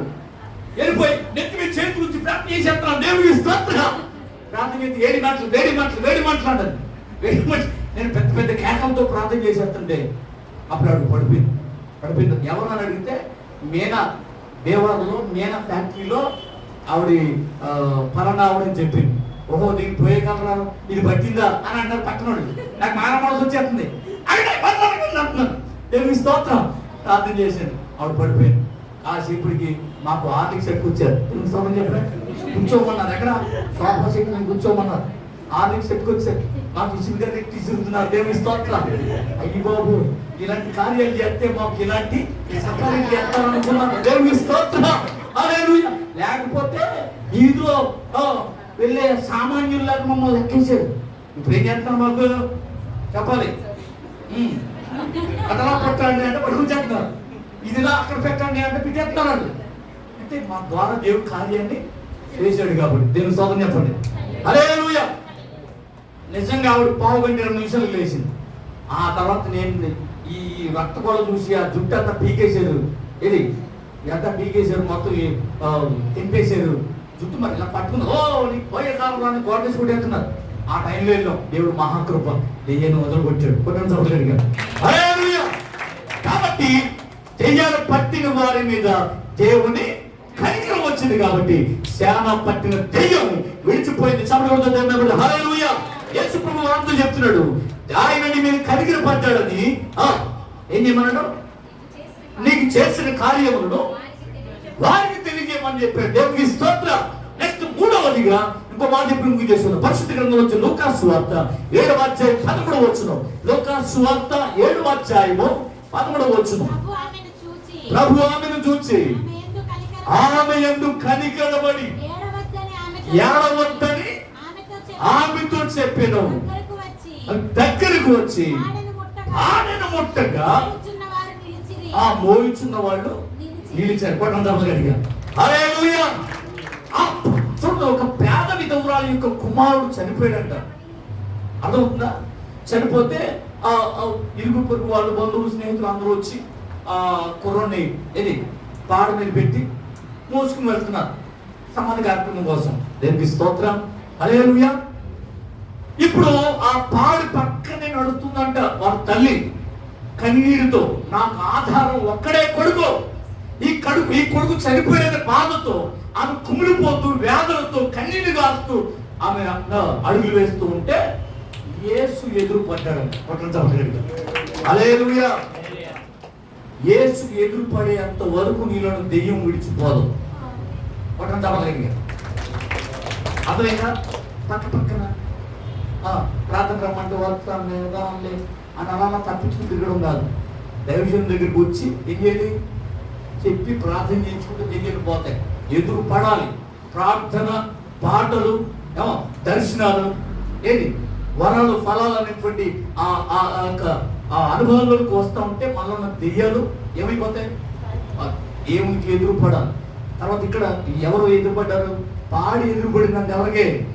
యేసయ్య. దేవునికి స్తోత్రం. ఆ పాడి ఎదురుపడకపోతే అసలు ఆ వ్యక్తి బాగోపోనేమో. మనకి పాడి ఎదురైతే చెప్పాలి అసలు అడగలుగుతా. దేవునికి స్తోత్రం. ఇప్పుడు చూడండి, యేసు ప్రభువుకి ఎదురుపడినట్టు పాడి.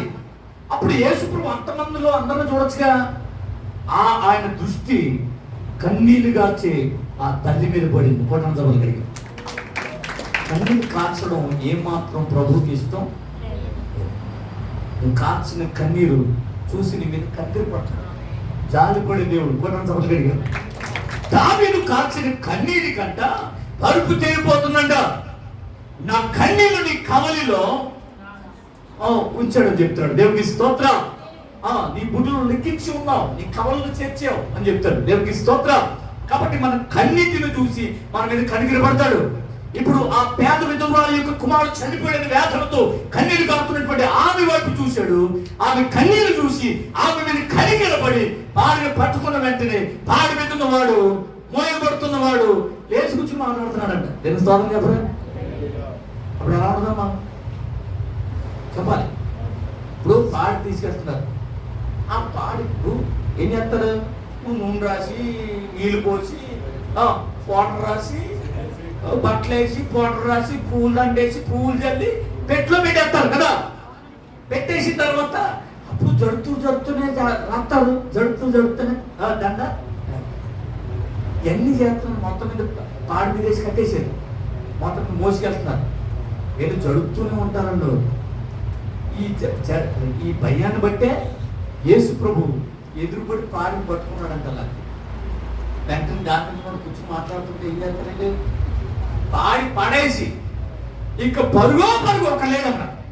ఎక్కడ మీకు అర్థమవుతుందా? ఇప్పుడు చనిపోయిన వాళ్ళ దగ్గరికి వెళ్ళి లేకు అంటే త్వరగా వాళ్ళు ఒక పొరపాటు లేకపోతే చెప్పాలి. చచ్చిపోతే బాధ లిగితే వెళ్ళిపోతారు. దేవుని స్తోత్రం. ఒకసారి చెప్పారుగా, ఎవరు చనిపోయారని పెట్టి తీసుకొస్తే ఆ పెట్టిలో పడుకున్నాడని కదా, ఆ వర్షం తగ్గిపోయినాక వీళ్ళు లేచాడని, అది చూసి వీళ్ళు గుండెలు పోయి దాని నుంచి దూకేశారని లారీ నుంచి చెప్పారుగా.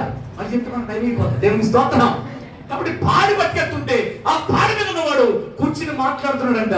ఆ పాడిని పడేసి ఏమన్నా గొయ్యలేదు, కొట్టలేదు, తుప్పలేదు, బోధి లేదు, పరుగులో అక్కడ లేడు. వాడే ఉన్నాడు, దేవుని స్తోత్రం చెప్పండి. కానీ చచ్చిపోయిన వాళ్ళు బ్రతికించగలిగిన సమర్థుడు యేసు ప్రభువు. హల్లెలూయా, హల్లెలూయా. ఆ ప్రాణి మీద మోయబడుతున్నటువంటి ఆ వ్యక్తి మీద ప్రేమ కాదు, ఆమె ఆయన యొక్క తల్లి మీద ఉన్నటువంటి ప్రేమ.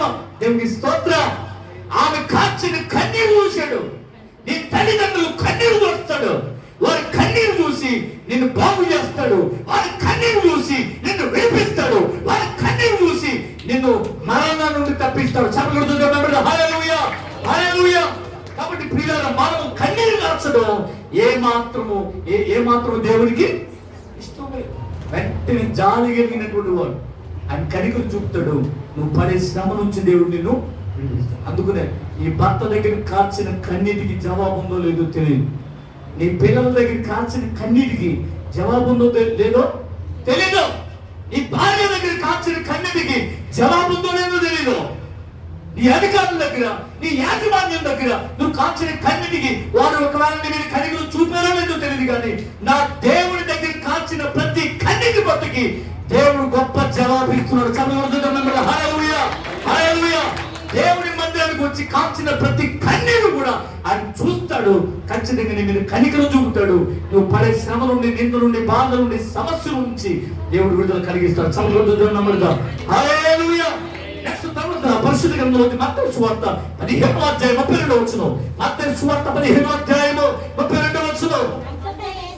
అంతటి యేసు తన శిష్యులను పిలిచి, ఈ జనులు నేటికి 3 దినముల నుండి నా యొద్ద ఉన్నారు, వారికి తిననేమీ లేదు కనుక వారి మీద కనికరపడి పడుచున్నాను. వారి మార్గంలో మోర్చిపోకున్నట్లుగా వారిని ఉపవాసంతో పంపివేయటకు నాకు మనస్సు లేదని వారితో చెప్పాను. దానికి స్తోత్రం చెప్పాలి. హల్లెలూయా. తిననేమైనను లేనందువల్ల వారి మీద ఆయన కనికరం వచ్చింది. కొట్టం చదవగలిగా ఏం లేదంటే వాళ్ళకి తినడానికి లేదంటండి. ఎంతమంది మన దేశంలో తినడానికి లేని వాళ్ళు ఉన్నారు? దేవుని స్తోత్రం. హల్లెలూయా. కరువు కదా, దేవుని స్తోత్రం. హల్లెలూయా. ఖచ్చితంగా కరువులో ఉన్న వారిని సజీవులుగా కాపాడడానికి నా దేవుడు సజీవుడే ఉన్నాడు. కొట్టం చదవగలిగా. హల్లెలూయా. తిననేమైనను లేని వారి మీద ఆయన కనికరం వచ్చింది. సారిపోతే ఊర్లో వారు ఆ రోజుకే తినడానికి ఉన్నట్టు వాళ్ళ దగ్గర ఆహారం. తినేమైనను లేదు. ఇంకా ఏం చెప్పాడు? ఏదైతే అన్నాడు, ఏరియా ఊరంతా కరువులో ఉంది, నువ్వు కెరీర్ వాళ్ళ దగ్గరికి వెళ్ళిపో అన్నాడు. దీనికి స్తోత్రం. ఊళ్ళో ఉంటే ఓకైనా దొరుకుతుంది కదా. ఇప్పుడు ఊళ్ళో ఉంటే ఎవరైనా అంత ఏదైనా పెడతాడు. ఊరు బయటికి వెళ్ళిపోమంటాడు. ఎక్కడికి? కెరీర్ వాళ్ళ దగ్గరికి వెళ్ళిపోమన్నాడు. అక్కడేముంటుంది? ఆకులామం తప్ప. అప్పుడు తిరగబడాలి కదా దేవుడిని. ఏం ప్రభు, ఏంటి ఊరంతా కరువు ఉంటే నా అక్కడికి వెళ్ళిపోమంటావు ఏంటని తిరగబడాలిగా. దేవుడు చెప్పాడు, చెప్పింది సరసా వహించడమే ఏ దగ్గర పని. దేవుని స్తోత్రం. వెళ్ళిపోయాడు అంతే. అక్కడ కూర్చున్నాడు కేరితు వాకి దగ్గర. నన్ను ఎందుకు రమ్మన్నాడు? ఇక్కడికి ప్రార్థన చేసుకుంటున్నాడు. దేవుని స్తోత్రం చెప్పాలి. ఈలోపు చెట్టు మీద కాకి అరుతుంది. ఏంటి కాకోవాలని మనం బాగా వచ్చేచ్చు. చూశాడు పైకి, దాని నోట్లో ఏముంది? దేవుని స్తోత్రం. ఊరంతా పచ్చడి కూడా లేకుండా వాళ్ళు కటకట్లాడిపోతుంటే కేరితు వాకి దగ్గర తీసుకొచ్చి రాజభోజనం పెట్టాడు. కొట్టంతపల్లిగా తిననేమైనను లేనటువంటి సేవకునికి దేవుడు మాంసాహారంతో తృప్తిపరిచాడు. కొట్టంతపల్లిగా. హల్లెలూయా. సింహపు పిల్లలైన లేమిగలవై ఆకులు కొని కానీ యెహోవాను ఆశ్రయించు వారికి ఏ మేలు పొందువై ఉండదని వాక్యం చెప్తున్నా. హల్లెలూయా. సరే, ముక్కలు తింటున్నాడు. కేతు వాగులను వెళ్ళి నీళ్ళు తాగుతున్నాడు. ఏమంటే ఎన్ని రోజులు పెట్టిందో కాకి. అలాంటి కాకులు పంపుతూ బాగుంటుంది. దేవుని స్తోత్రం చెప్పడే. హల్లెలూయా. రోజు మాంసం. దేవుని స్తోత్రం చెప్పడే. అప్పుడు ఒక ఆయన గొడవ వచ్చింది, వచ్చాడు సెటిల్మెంట్. దేవుని స్తోత్రం చెప్పడే. పెళ్లి చేయడమే కాదండి, సుమారుగా నేను 2004 నుంచి 20 సంవత్సరాలు అయిందండి. దేవుని స్తోత్రం చెప్పండి. 2004 నుంచి పెళ్లి చేసేస్తున్నాను. పట్టణ చెప్పగలిగా. ఎంత ఉన్నాను నేను? నువ్వు అంత ఉంటాను. నాకు పెళ్ళి అవ్వలేదు, పెళ్ళి అవ్వని కాడి నుంచి పెళ్లి చేసేస్తున్నాను. దేవుని స్తోత్రం చెప్పలే. హల్లెలూయా. నాకు పట్ట లేకపోయినా పెద్ద పాత్ర దగ్గరికి వెళ్ళి పట్ట పట్టుకొచ్చి పెళ్లి చేసేస్తున్నాను. దేవుని స్తోత్రం. అమ్మతో పాటు చనిపోయి ఏది లక్షలు లేని వాళ్ళ దగ్గర కూడా పెద్ద పెద్ద ఫీజులు అడుగుతున్నారు. ఫీజులు వద్దా అని చెప్పి వెళ్ళిపోయి మేమే ఫీజులు ఇచ్చి పట్టుకొచ్చి పెళ్లి చేస్తున్నాం. దేవుని స్తోత్రం చెప్పండి. ఇప్పుడు నాకే ఇచ్చేసాడు దేవుడు. కొట్టం సభలుగా మొత్తం దేశంలో ఎక్కడైనా పెళ్లి చేసేయచ్చు. కొట్టం సభలుగా అరే అలాగే ఒక ఆయన ఫోన్ చేసాడు, మాస్టర్ గారు సిద్ధంగా ఉన్నారా అన్నాడు. ఏంటన్నాడు. పట్టా ఉందిగా మీకు అన్నాడు. పట్టా ఉందన్నాను. పలానా రోజు పలానా టైం నేను చెప్తాను వచ్చేయండి అంటున్నాడు. ఎక్కడ రావాలన్నాను. దేవునికి స్తోత్రం. ఎవరికి చెప్పకండి పలానా చోటకు వచ్చేయండి అంటున్నాడు. ఎందుకు రావాలన్నాను. పెళ్లి చేతురుగా అన్నాడు. బాబా అలాంటి దాంట్లో ముచ్చుకు బాబా 10 మందికి 10 పెళ్ళిళ్ళు 6 పుట్టినరోజులు చేద్దాం అనుకుంటున్నాను. అదే 3 పెళ్ళిళ్ళు 6 పుట్టినరోజులు చేద్దాం అనుకుంటున్నాను. నన్ను ఇలా బతకనేమయ్యా తీసుకెళ్ళి జైల్లో పాడేలాగా చేసేకు నేను అలాంటి పెళ్లి చేయనని చెప్పాను. దేవుని స్తోత్రం చెప్పండి. లేకపోతే దొంగ పెళ్లి చేస్తే నన్ను ఊరుకుంటారా? నా లైసెన్స్ క్యాన్సిల్ చేశారా? తేడా వస్తే దేవుని స్తోత్రం. హల్లెలూయా. కాబట్టి ప్రియులారా గమనించాలి. కాబట్టి ఎక్కడికి వచ్చాం పెళ్లి చెప్పదు. అదే ఒక ఆయన ఫోన్ చేశాడు, మాస్టర్ గారు మీరు రావాలి, మీరే పెళ్లి చేశారు అన్నాడు. దేవుని స్తోత్రం. మీరు పెళ్ళి అయ్యేదాకా ఒక రకంగా ఉంటారా? పెళ్ళి అయ్యాక బాగుంటే మేము కూర్చున్నాం. తేడా వస్తే ఆ మధ్యలో తీసుకుని కూర్చోబెడతారు. ఆ కోపం స్త్రీల కోపం మమ్మల్ని బాధేస్తారు. దేవుని స్తోత్రం చెప్పలే. మరి అంతే మాటలతో కొడతారో ఏం చేస్తారో మధ్యలో తీసుకొచ్చి మధ్యలో కూర్చోబెట్టారు. రోజు బెండకాయ కూర ఉడుతుందండి. ఇది ఎక్కడ వచ్చింది గొడవ? రోజు బెండకాయ కూర ఉడుతుంది అన్నాడు. నేనేం చెప్తాను, బాబు నువ్వు కూరగాయలు తెస్తావు అంటే ఆవిడంటే కూరగాయలు లేకపోతే ఏం చేయమంటారు? మా పెరట్లో బెండ చెట్టే ఉంది. నేను స్తోత్రం చెప్పలే. అది ఆ 4 బెండ సెట్లు ఉన్నాయి. ఆ 4 బెండ సెట్లు పట్టుకో ఏం చేస్తున్నాడు? తెచ్చేస్తున్నాడు. వీళ్ళెంతా ఆనందం ఎక్కువ రోజు వాటికి వచ్చేస్తున్నానండి అప్పుడప్పుడు. మరి అలాంటప్పుడు ఏమన్నాడు? నేను కూరగాయలు తెస్తున్నానండి, ఎండబెట్టేస్తున్నానండి అన్నాడు. ఏం చేస్తుంది? ఎండబెట్టేసి బయట పడేస్తుంది అన్నాడు. అప్పుడు నాకు సిచ్యువేషన్ అర్థమైపోయింది. నువ్వు రోజు ఎక్కడ తీసుకెళ్తావా? హోటల్కి తీసుకెళ్ళి. మరి ఎండిపోతే ఏమవుతాయి? రేపటి నుంచి వాటిని తీసుకెళ్ళావా నీకు మామూలుగా ఉండదు. నేను స్తోత్రం చెప్పలేదు. హల్లెలూయా. నీ బెండకాయలు బీరకాయలు దోసకాయలు ఎండిపోకుండా ఉంటాయి. ఎందుకంటే ఆవిడ కూర బుద్ధి కాబట్టి. నేను స్తోత్రం చెప్పలే. ఈవిడ మాట్లాడతలే. ఎవరో భార్యమణి గారు మాట్లాడతలే. ఎందుకని? వాటికి తీసుకెళ్ళేవాడు తీసుకెళ్దాం నేను వేసాడు కదా. ఏంటది? నువ్వు హోటల్కి తీసుకెళ్ళి మామూలు కూడా. రేపు పొద్దు నుంచి ఆవిడ ఉండుద్ది. నువ్వు బీరకాయలు తెస్తావు, బెండకాయలు తెస్తావు, లేకపోతే ఇల్లు పెళ్లి తెస్తావు. ఎక్కడ తీసుకుంటే శుభ్రంగా తినండి. ఈ చిన్న గొడవలు మమ్మల్ని లాగుతారా? ప్రార్థన చేస్తాం మీ పట్టి నెయ్యి రోజులేదని వాకరించండి అన్నాను. వాకరించే ప్రార్థన చేసి వచ్చి దేవుని స్తోత్రం. 10 మంది 10 మంది వచ్చారండి. ఎట్లా నెల అయిందంటే నేను స్తోత్రం చెప్పలే. ఆడపిల్లలు చేస్తా పెట్టు అంటాడు ఒకడు. అప్పుడు తాగేసి వచ్చి చూసుకుందాం అంటాడు ఒకడు. ఆగండి, చేపడికి ఎందుకు వచ్చారు? మీరు గంతులేస్తారని తాగేసి అని చెప్పి ఈ పాయింట్ ఏంటమ్మా? ఈవిని అడిగి తీసుకెళ్ళి ఈవిడ కూడా ఏంటని ఈయన అడిగాను. వాళ్ళు ఎలా ఉంటారో తెలుసా? నాకన్నా 4 గంటలు ఉంటారు. అంత 5లో ఉంటారు. నన్ను ఎలా ఏంటి అంటున్నారు? అయ్యి బాబు కామికులు బాగా చేస్తారేమో అన్న ఫీలింగ్ వచ్చింది నాకు. దేవునికి స్తోత్రం చెప్పలే. ఎలాగైతే కుటుంబం సెట్ అయిందమ్మా, హాయిగా ఉన్నారు.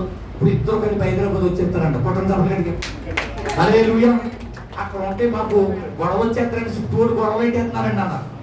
ఒరే అని ఉంటారు కదా ఆడపడుచులు, ఆ ద్వారా బావగాల ద్వారా గొడవ వస్తున్నాయంట. అది మేము కూడా హైదరాబాద్ వచ్చి మీరు నెలలో వస్తారు కదండి, మేము ప్రాంతం వచ్చేద్దాం అన్నాను. అయితే వచ్చేయండి అన్నాను. దేవుని స్తోత్రం. మీరు అందరిని ఒప్పించి మీరు హాయిగా ఉండి కొన్ని దినాలు ఉన్న తర్వాత అందరికి నమ్మకం తర్వాత వచ్చిన తర్వాత అప్పుడు రండి అన్నాను. లేకపోతే పాస్టర్ గారు చెప్పాడు నువ్వు చేసేది కాదు, ఇప్పుడు నన్ను తీసుకెళ్ళి జైల్లో పడేస్తారని చెప్పాను. మొత్తం నాకు సెట్ అయ్యారు. దేవుని స్తోత్రం. చూడండి, బీరకాయలకి బెండకాయలకి గొడవలు ఎక్కువంటే కాపురం ఎదరికెళ్ళద్దా? వెళ్ళదు. కాబట్టి ఆయన వదిలేదు. ఇప్పుడు చూడండి, అసలు ఒక పాయింట్ వద్దాం. రోజు మాంసంతో పెడుతున్నాడు జేలియా గారికి. ఆనందం ఎక్కువైపోయింది. కెరీర్ వాళ్ళకి నీళ్ళు అయిపోయింది. అంటే ఇప్పుడు పాయింట్ అర్థమైపోయింది కదా. దేవుని స్తోత్రం. వెళ్ళిపోరా నాన్న అన్నాడు. ఎక్కడికి వెళ్ళాలన్నాడు. సారేపతంలోకి వెళ్ళిపో అన్నాడు. ఆ రోజుకే ఉందంట ఆహారం. తిని చచ్చిపోదాం అనుకున్నాను. ఏ దగ్గర వెళ్ళాడు. వెళ్ళి అమ్మా నాకు భోజనానికి అదే నాకు తాగడానికి నీళ్లు పూలిగినటువంటి తాగికే పడినట్టు చచ్చిపోయి ముందు ఒక పుణ్యకారం చేసేద్దామని చెప్పి నీళ్ళని కూడా రావడానికి వెళ్తుంటే ఆ చేత్తోనే చిన్న అప్పం చేసి పెట్టరమన్నాడు. అదే మన సూర్యకాంతం అంటోడు అయితే ఇందాకే ఉంది, ఈ పూటే ఉంది, ఇంక లేదు. అలాంటప్పుడు నాకు పెట్టమని అడిగితే ఎలా ఉందండి? జీవన్ మరణ సమస్య కదది. ఏట్రా మన జనం అయితే కనుక దెబ్బలేసుకుని కుండ ఏం చేద్దాం, 4 దెబ్బలేసేసి మరి దరిదాపులో నీళ్ళు తగ్గే నీకు ఎక్కువ ఏంట్రా నీకు భోజనం పెట్టాలని చెప్పి నాకు చివరి చికెన్ బాధేసి పంపేద్దు. కానీ ఆవిడ ఏం చేసింది, పెడదామని అనుకుంది, వెళ్ళింది, పట్టుకొచ్చి పెట్టింది. దైవజనుడు తరుడు వారిని సజీవులుగా కాపాడాడు. కొట్టినప్పుడు హల్లెలూయా అయిపోయింది. తిరుడు ఏమైనా లేని వారి మీద ఆయన కనికరము. దేవునికి స్తోత్రం. ఈ రోజు ఉంది, ఆ రోజు లేదని బాధపడకు. దేవుడు ఖచ్చితంగా ఆయన కనికరం మీద ఉంది. ధారాళంగా సమృద్ధిగా దేవుడు నీకు ఆహారము అనుగ్రహిస్తాడు. చప్పట్లు. హల్లెలూయా. ఈ ఆహారమును మీ ధాన్యమును దీవిస్తానన్నాడు. నీ మధ్య నుండి రోగమును కొట్టివేస్తానన్నాడు. దేవునికి స్తోత్రం. కాబట్టి చాలా మంది చాలా రోగాలతో, రకరకాలైనటువంటి రోగాలతో పలానది తినొద్దు, పలానా తినొద్దు కొరతలతో ఈ రోజున పెట్టేస్తున్నారు. కాబట్టి దేవుడు అంటున్నాడు, దేవుని కనికరుని మీదకి వస్తే ఖచ్చితంగా దేవుడు నీకు సమృద్ధి అయినటువంటి ఆహారం దేవుడు నీకు ఇస్తాడు. చప్పట్లు. దేవుడు హల్లెలూయా. మార్కు సువార్త 6:34 చెప్పి ముగి చేస్తున్నాం. మార్కు సువార్త 6:34 వచ్చినాం. గనుక యేసు వచ్చి ఆ గొప్ప సమూహమును చూచి వారు కాపరులేని గొర్రెలుగా ఉన్నారని వారి మీద కనికరపడ్డాడు. దేవునికి స్తోత్రం. హల్లెలూయా. వారు కాపరులేని గొర్రెల్లాగా ఉన్నారండి. కాపరులేని గొర్రెలు కొండకు కాపర్లు అంటే కొండకి ఎక్కించి వదిలేస్తున్నారండి. అవును, ఒకడేమో తినచ్చు అంటాడు, ఒకడు తినకూడదు అంటాడు, ఒకడు స్వస్థతలు ఉన్నాయి అంటాడు, ఒకడు స్వస్థతలు లేవు అంటాడు. ఏమండి, ఒకడేమో కార్యాలు జరుగుతున్నాయి అంటాడు, ఒకడు కార్యాలు ఆగిపోయినాయి అని అంటాడు. దేవునికి స్తోత్రం. రకరకాల బోధలు విని ఏమంటే ఎటు వెళ్ళాలో, ఏది విశ్వాసమో, ఎటు ఏ వాక్యం విని విశ్వాసాన్ని పెంపొందించుకోవాలో తెలియనటువంటి అజ్ఞానపు స్థితిలో ప్రజలు పడిపోతున్నారు. అందుకని వాక్యాన్ని చదవండి, వాక్య సారాంశాన్ని అర్థం చేసుకోండి. దేవునికి స్తోత్రం. హల్లెలూయా. ఎవరెవరో వచ్చి ఏదో ప్రసంగాలు చేయడం వల్ల ఎవరు ఉన్న విశ్వాసాన్ని కోల్పోయి ఎటు వెళ్ళాలో తెలియక సమస్తమైన అడుగు మృగానికి ఆహారం అయిపోతున్నారు. నేటి కాలంలో విశ్వాసులు ఒక విశ్వాసం మీద బలపడండి, ఒక తాటి మీద నడవండి. ఖచ్చితంగా దేవుడి కనుగొని మీ మీదకి వస్తుంది. దేవునికి స్తోత్రం. కాపరు లేని మంద వలె ఉన్నారని ఆయన వారి మీద కనికరపడ్డాడు. ఆ కాలంలో ఏమంటే 40 రోజులు యుద్ధపూర్వకి వీళ్ళు వచ్చేస్తున్నారు ఇశ్రాయేలీయులు. ఒక్కడు కూడా గొలియాతుని చంపడానికి లేదు. కాబట్టి ఎవడొక్క దావీదు వచ్చాడు, కాపరు లేని గొర్రెల్లాగా ఉన్నారని చెప్పి ఏ మాత్రము వీళ్ళని విడిచిపెట్టకూడదు, సౌలు ఎవరిని గొలియాతుని విడిచిపెట్టకూడదు అని చెప్పి వెళ్ళి వాడి మీద పడి వాడిని సంహరించి జయాన్ని సమకూర్చాడు. చప్పట్లు. హల్లెలూయా. ఆనాడు ఇశ్రాయేలు కాపరిగా వచ్చాడు, ఖచ్చితంగా వారందరిని విడిపించాడు. తర్వాత దేవుడు అతన్ని రాజుగా అభిషేకించి నిలబెట్టాడు. చప్పట్లు. హల్లెలూయా. యేసు ప్రభు 2024 సంవత్సరాల క్రితం కన్యమరి గర్భమునకు కుమారుగా జన్మించి కాపులేని గొర్రెల కోసం యేసు ప్రభు ఈ లోకానికి వచ్చేసాడు. చప్పట్లు. హల్లెలూయా. మనం ఆయన ప్రజలు, ఆయన యొక్క గొర్రెలు మన బైబిల్ చెప్తుంది. చాలా మంది మిమ్మల్ని అనొచ్చు, మీరు గొర్రెలు రాని. మేము గొర్రెలమే. ఏం ఖచ్చితంగా గొర్రెలమే. గొర్రెలమని చెప్పండి, గొర్రెలమని చెప్పండి. మేము గొర్రెలు. నేను గొర్రెలు. గొర్రెలు పరలోకం వెళ్తున్నాయని మత్తయి సువార్త 20 రాస్తుంది. మరి మేకలంట ఎవరు? వాళ్ళు మేకలు. మేము గొర్రెలు అయితే మీరు మేకలు. మేము గొర్రెలు కాబట్టి పరలోకానికి వెళ్తాం, మీరు మేకలు కాబట్టి నరకానికి పోతారని చెప్పండి. చెప్తారా చెప్పరా? చెప్పండి యూట్యూబ్ లో. దేవుని స్తోత్రం చెప్పండి. హల్లెలూయా. మేము గొర్రెలమే, మీరు మేకలు, నరకానికి పోతారని చెప్పండి. మళ్ళీ మాట్లాడితే ఒట్టు కొట్టం చెప్పలేదుగా. హల్లెలూయా. కాపర్లేని గొర్రెల కోసం యేసు ప్రభు వచ్చాడు. తన విలువైన రక్తాన్ని చిందించి మనందరినీ కూడా కొన్నాడు. ప్రధాన గొర్రెల ఆ కాపరి, ఆత్మల ప్రధాన కాపరిగా మన కొరకు రక్తాన్ని చిందించి సమాధి చేయబడి 3వ దినాన్ని తిరిగి లేచాడు. ఆరోగ్యంగా వెళ్ళాడు. ఆయన మన కొరకు ఎదురు చూస్తున్నాడు. మరి మా మేఘాన్ని పంపిస్తాడు. ఎవరు మధ్యాకాశాన్ని తీసుకెళ్తాడు. ఇందులో చేరతాం. ప్రధాన కాపరి అయినటువంటి ఆయన యొక్క అడుగుజాడలో మనం ఉంటాం, ఆయన రాజ్యంలో ఉంటాం. అంటే గొప్ప ధనిక దేవుడు మనకి వాళ్ళని కోరుకుంటూ నేను వాక్యాన్ని ముగిస్తాను. దేవుడు వాక్యం మన ఇంట్లో దీవించును గాక. ఆమేన్. అందరూ కూడా ప్రార్థన చేద్దాం, మోకరించండి. అందరూ కూడా ప్రార్థన చేద్దాం, మోకరించండి. హల్లెలూయా, హల్లెలూయా, స్తోత్రం, స్తోత్రం, స్తోత్రం. విశ్వాసంతో ప్రభువుని స్తుతించుదాం. హల్లెలూయా, హల్లెలూయా, హల్లెలూయా, హల్లెలూయా, హల్లెలూయా. విశ్వాసంతో విలువైన హృదయంతో ప్రభువుని స్తుతించుదాం. ఆయన మన మధ్య ఉన్నాడు కాబట్టి హృదయపూర్వకంగా మనపూర్వకంగా ప్రభువుని సేవించుదాం. హల్లెలూయా, హల్లెలూయా, హల్లెలూయా. స్తోత్రం, స్తోత్రం, స్తోత్రం, స్తోత్రం, స్తోత్రం, స్తోత్రం, స్తోత్రం, స్తోత్రం. విశ్వాసంతో ప్రభువుని స్తుతించుదాం.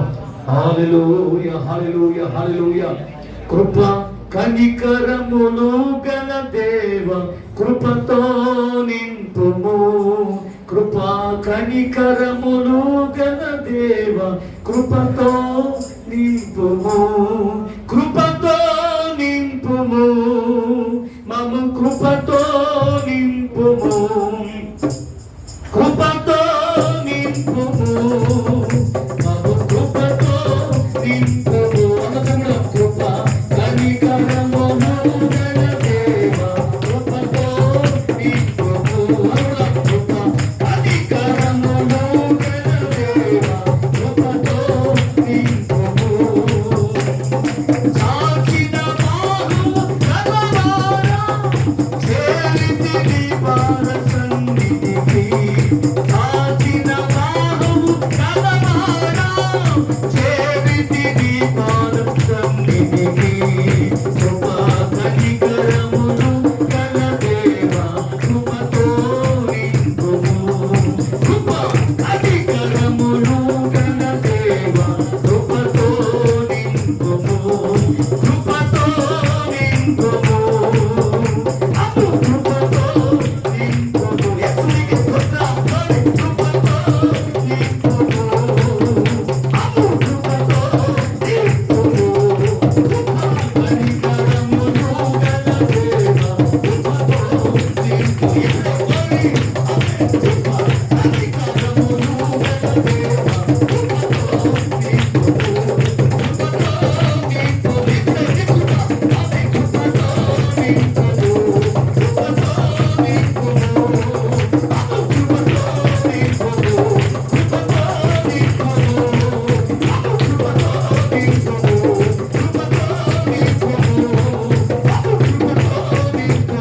కృప కనికరములు